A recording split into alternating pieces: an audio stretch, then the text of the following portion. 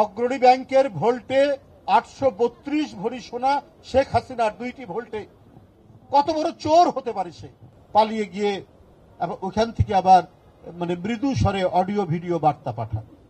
হেঁটে যাওয়া সুস্থ একজন মানুষ ক্রমান্বয়ে তার যেন জীবনী শক্তি দুর্বল হতে শুরু করল। কেন? এর পেছনে সম্পূর্ণ ষড়যন্ত্রের হাত রয়েছে সেই প্রতিশোধ পরায়ণ, সেই আক্রমণাত্মক নারী শেখ হাসিনা।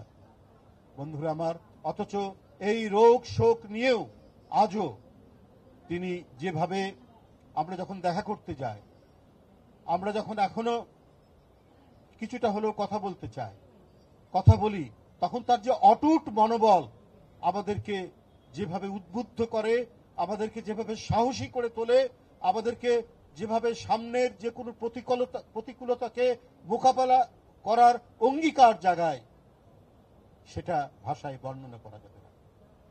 তিনি আমাদের গণতন্ত্রের প্রতীক, আমাদের গণতন্ত্রের মা দেশনেত্রী বেগম খালেদা জিয়া। আমরা আল্লাহর কাছে কায় মনোবাক্যে তার সুস্থতা কামনা করছি।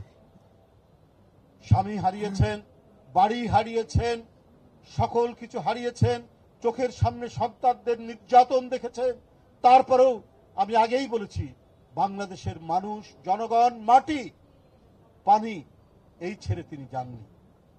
এক অদ্ভুত বিশাল হৃদয় নিয়ে, এক অদ্ভুত দেশপ্রেম নিয়ে, তার স্বামীর মতো তিনি ওই বাংলাদেশকে রক্ষার অঙ্গীকার নিয়ে বারবার তিনি থেকেছেন। অথচ দেখেছেন আরেকজন একটু সমস্যা হলেই পালিয়ে গেছে, দেশ ছেড়ে চলে গেছে। 1/11-এর সময় সবার আগে লাভ দিয়ে তিনি চলে গেলেন তার ছেলের কাছে। অগ্রণী ব্যাংকের ভোল্টে 832 ভরি সোনা শেখ হাসিনার 2টি ভোল্টে। কত বড় চোর হতে পারে সে? ও পালাবে না কেন? ও তো জানে যে চোর। দেশনেত্রী বেগম জিয়া তিনি তো পালাননি, তার দেশপ্রেমে আছে। তার ব্যাংকে 832 ভরি সোনা পাওয়া যায়নি।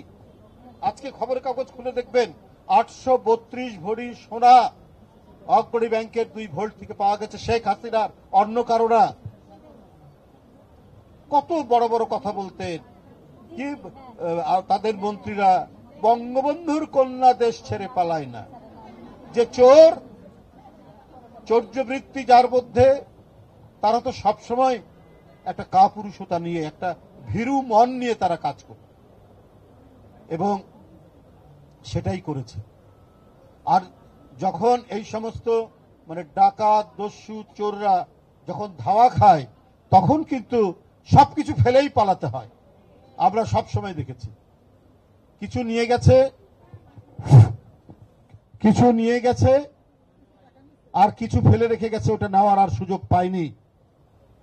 বন্ধুরা আমার, এই হচ্ছে একদিকে আমাদের কাছে, জাতির কাছে প্রেরণাদানকারী একজন নেত্রী, সমস্ত সহায় সম্বল বেঁচে থাকার জন্য যতটুকু, সবকিছু হারানোর পরেও দেশে থেকেছেন হিমালয় পর্বতের মতো এক বিশাল শক্তি নিয়ে, অটুট মনোবল নিয়ে। আরেকজন দেশের সম্পদ, মানুষের সম্পদ, জনগণের সম্পদ চুরি করে, পাচার করে, হরিলুট করে পালিয়ে গিয়ে ওখান থেকে আবার মৃদু স্বরে অডিও ভিডিও বার্তা পাঠান। তাহলে বুঝুন যে এদেশের মানুষ কোন দিকে থাকবে।